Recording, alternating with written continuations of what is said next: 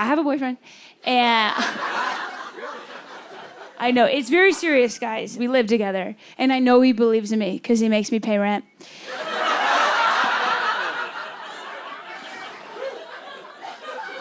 I haven't been promoted yet. That's proposed to. Sorry.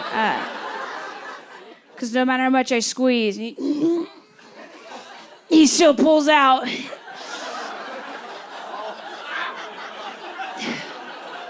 And that's not a dirty joke, Houston. That's a clean joke. My Catholic grandmother told me that. She said, honey, when you find a good one, you hang on to him. And she was so good at it. She had 10 kids. She was so much more athletic than me. She always stuck the landing. I don't know. My friends are, I don't know, I think they're more athletic than me too. They're all getting promoted. I've been a bridesmaid 14 times, guys. And I know, I had to go on these bachelorettes. I'm so poor. Is there one right now? This is a weird time. This is a weird thing to do on your bachelorette. Is it a second marriage?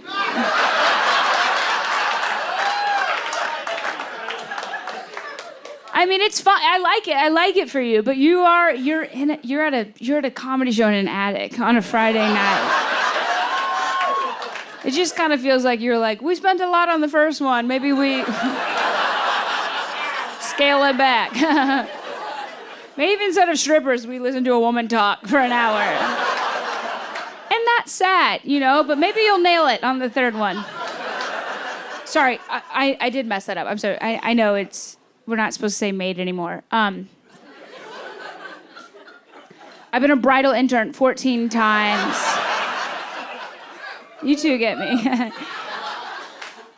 I was on one of these employee retreats right now, and before the big conference. Yeah. This happened recently. I will say, also, by the way, this trip that I was on, it happened like every bachelorette happens. Okay, first of all, every trip starts out, everyone's very cordial, everyone's very, very polite. They're like, no, I love your bangs. And then...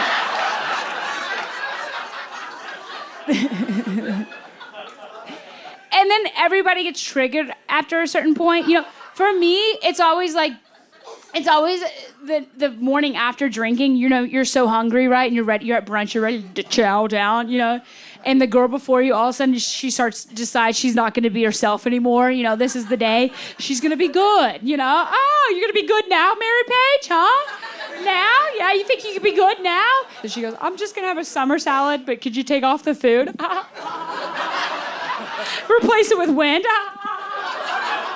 That's extra. I'm okay with that.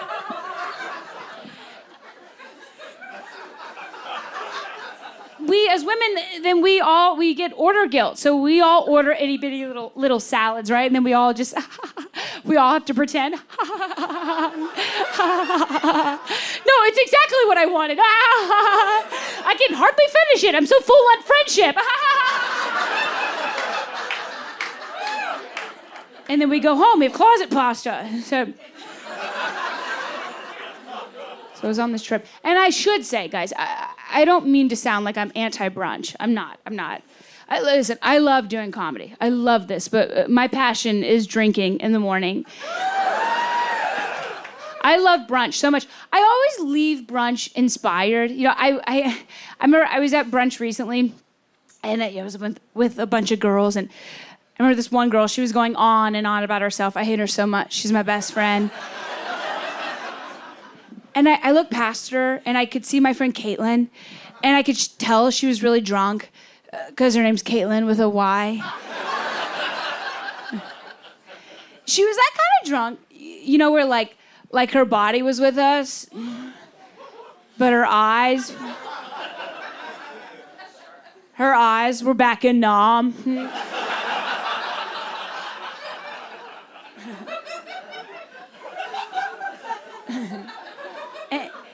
She asked me to go to the bathroom, how girlfriends ask each other to go to the bathroom, right? She leaned over, she was like, hey, would you, and she puked in her hands. I was like, well, I have to pee too, how'd you know? So we high-fived, and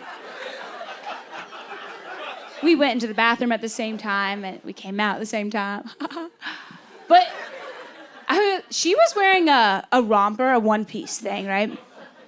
And it had a long zipper in the back. And y'all know, if you've ever had a long zipper in the back, to get it up by yourself, two-handed job, right? One hand holds the fabric secure, other one zips it up. But here's the thing. Caitlin didn't have two free hands. She was holding a drink in one of her hands. But was Caitlin going to put that drink down? Was she going to hand it to me? No, you're right. She doesn't trust anybody, you know? How could she? She's been drafted before.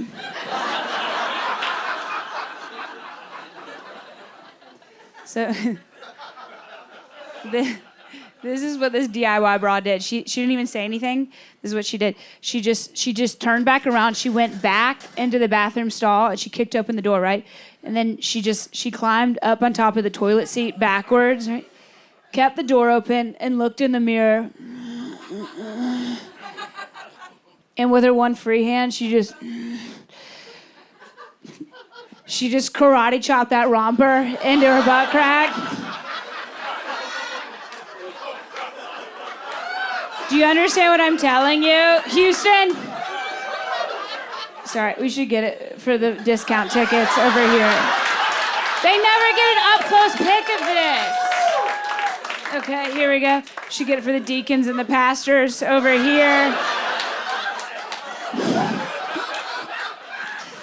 Do you understand what I'm telling you?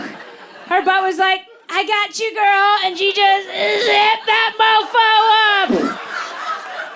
Then she dismounted and did a one-leg twerk to free her Grand Canyon from its cotton harness. And she looked in the mirror, she fluffed her pillows, and she walked out. And I was like, women can do anything.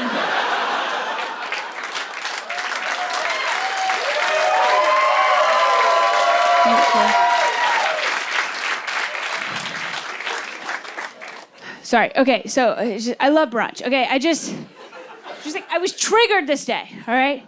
So later on this trip, we're at this party cove. There's a lot of boats there. Everyone has rented out their own boat. We're at the beach. Remember your first one? And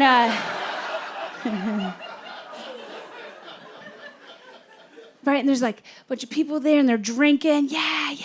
And we've got a boat, but we're a bunch of girls in our 30s now, and it's daytime, so we're taking shots of breast milk.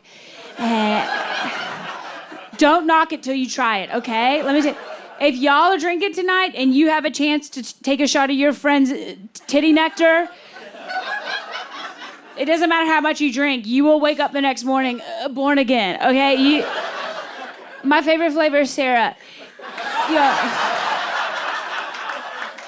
She's so good. You could just taste how good of a mom she is, you know? Oh, like a little bedtime story for your tum-tum right here, you know?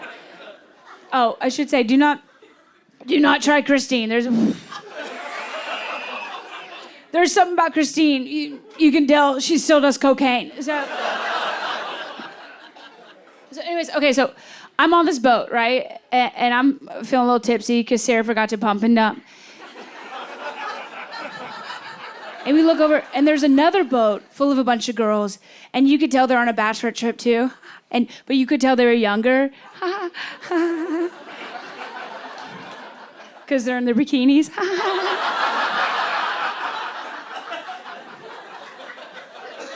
And they're taking selfies and their whole body is in the picture. At a certain point as a woman, you don't take a full body bikini picture, okay? At a certain point, at a certain age, when you line up for a beach pic, everybody lines up, we treat it like a loaf of bread. The ends are the worst. And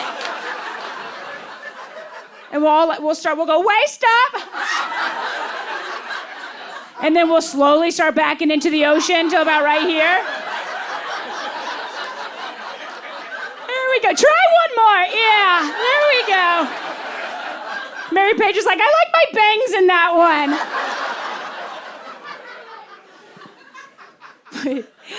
But these girls, they're much younger, okay? And this was insane. They had this giant raft, and they like started wrestling each other on this raft, right, trying to knock each other off till one girl's left, and then that girl got to be the bride. And these dudes are swimming by, and they just notice a bunch of girls wrestling in their bikinis, and they're just...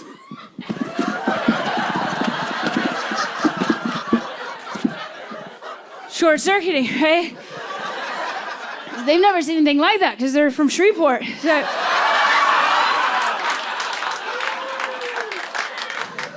they've only seen their moms do that. One guy can't even handle it. He's like, oh my God. He's like, this is like Girls Gone Wild. He's like, take your tops off. And that's when I got offended. I was like, hey, why didn't you ask us to do that? No, he didn't have to. We were already bumping. And then he heard me, so he noticed us. Then he clocked that there was 2 Bachelorette groups. So he goes, hey,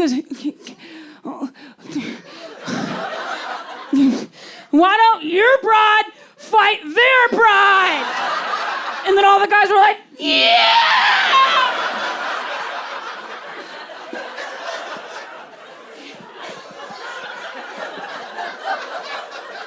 And then the water got all cloudy. I'm like, what is that? Oh my God. It tastes like Christine.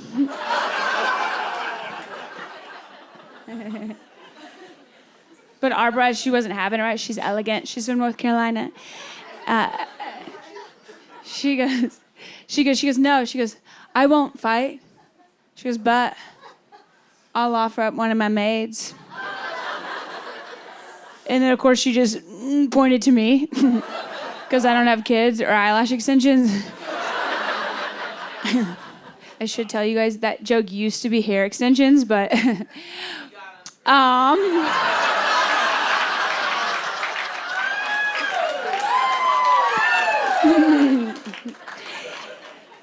So I was like, God, I don't want to do this. I'm in my 30s now, but you're a bridal intern, so you gotta do what the boss says. So I just had to get on this raft and just Mortal Kombat square up, just across from this 20-year-old feral cat. He's just this scrawny Rachel, foaming White Claw at the mouth. I'm a marketing major. My phone's dead. Do you have a charger? Sorry, I'm a Leo.